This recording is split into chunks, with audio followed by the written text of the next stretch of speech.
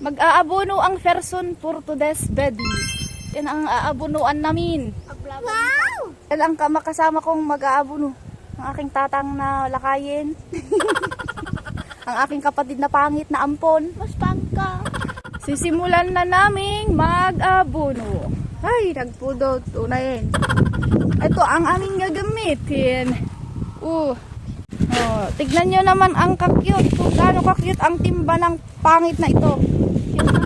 Ano ba? Kasano? Ay, tinga. Ito yung may isang linya yan. Oh.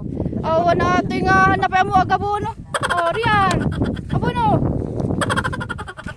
Ganito lang daw. Oh, ganun daw. Kapag magkalayo, dito lang. Ganun. Pala, ay di ko alam. Pero huwag mo lang itutok. Huwag mo lang itutok sa puon niya. Pag dyan ka no, magkalapit, ipapagitna mo lang na ganyan. Ganun. Para mag-share sila ng abono. At dahil tayo ay huwarang anak, huwarang anak. Alam mo ba meaning nun?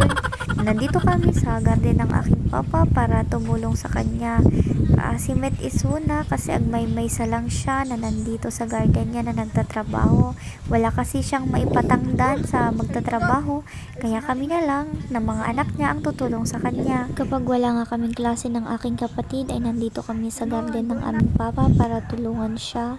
Kahit babae po kami ng aking kapatid ay nagtatrabaho kami dito sa kainitan ng pudot ng araw. Siyempre, kailangan natin ng gasolina sa ating katawan para hindi tayo ma-El Nino at ma-dry. At siyempre, kailangan nating mag-ina na dahil hindi naman tayo demakina na hindi nababannog sa ating inuobra. At dahil natapos na namin doon sa kabilang pag-abono ay si Marono naman dito ulit sa kabila, mas mahaba naman siya. At dahil tanghali na ay magla-lunch na po kami para may pamigsa kami na naman na mangituloy na mag-abono dito sa garden na ito. Maraming salamat sa panonood kakabsat. I love you all. Bye-bye!